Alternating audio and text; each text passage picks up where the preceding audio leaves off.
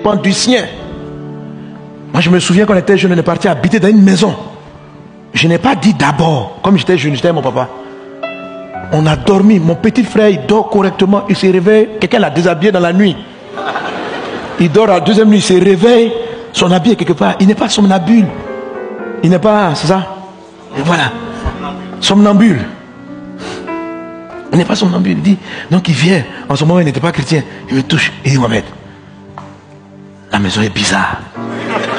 J'ai dit, ouais, je sens quelque chose. Donc parce que l'endroit là, tu sais pas, il y a 10 ans, il y a 20 ans, il y a 50 ans, c'est que les gens ont fait. Quand Caïn a tué Abel, Dieu dit à Caïn, la terre est maudite à cause du sang. Donc, Caïn même a quitté le quartier. Mais celui qui va venir habiter dans le quartier où Abel est mort, la terre est maudite là. Est-ce que vous savez pas ce qui s'est passé? Ésaïe chapitre 24, verset 6 dit, il dit, donne-moi le texte.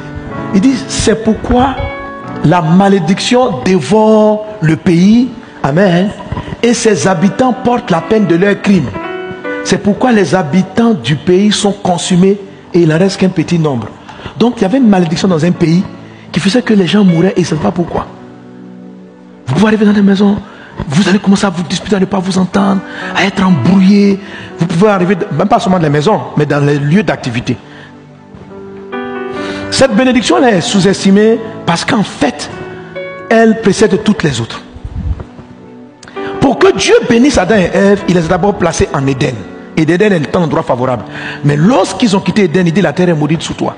Donc c'est-à-dire que aujourd'hui, avant de prospérer dans nos activités, on doit tenir compte de l'endroit où on dort, de l'endroit où on vit, et dire d'abord que la paix, on doit pacifier. Pacifie ton lieu de travail, pacifie la route que tu prends pour aller au travail, pacifie ta maison, pacifie ton travail, et tu dois ouvrir la bouche. Jésus n'a pas dit penser d'abord, il n'a pas dit souhaiter d'abord. Il dit faut dire, il faut ouvrir la bouche et tu dois déclarer, je bénis cette maison, qu'il y ait la paix, que ce soit une maison de joie, que ce soit une maison de victoire, que ce soit la maison de mes exploits, qu'ici mes enfants soient épanouis, que mes enfants soient brillants dans cette maison. Alléluia.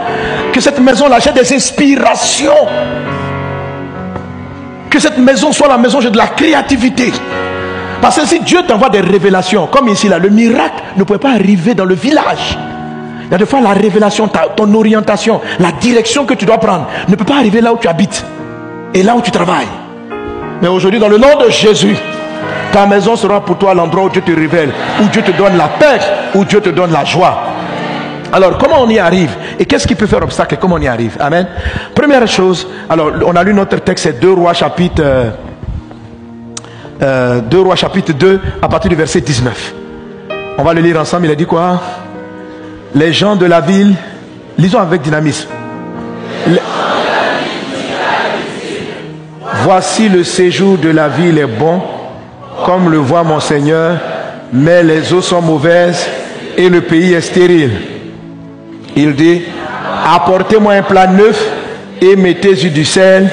Et ils le lui apportèrent.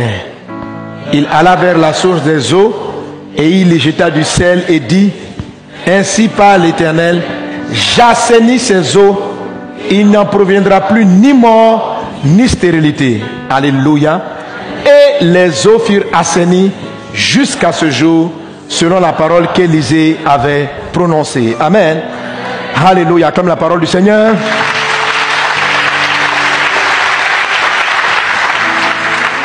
Donc le prophète Élisée est venu habiter dans un territoire qui était comme malédiction, un territoire stérile, un territoire où les affaires ne marchaient pas. Un territoire où ce qu'on entreprenait ne fonctionnait pas. Ce qu'il a fait, c'est toute la procédure qu'on a étudiée.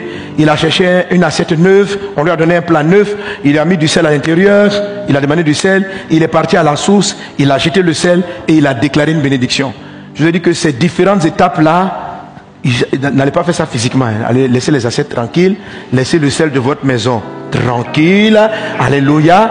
Tout ça, c'est de la symbolique spirituelle. Nous sommes dans l'Ancien Testament et on nous explique un cheminement spirituel. Mais il faut être conscient que des endroits compliqués, ça existe et c'est une réalité. Et voilà ce qu'un chrétien devrait faire pour assainir. À la fin du processus, le prophète Élisée a dit, cet endroit-là, ne sera plus malsain, ses eaux seront saines, la terre ne sera pas stérile. Il a déclaré que la terre doit porter du fruit. Tu dois dire ce que tu veux voir dans cette maison où tu arrives. Qu'il en soit ainsi dans ta vie, dans le nom de Jésus-Christ de Nazareth. Amen, amen, amen, amen, amen.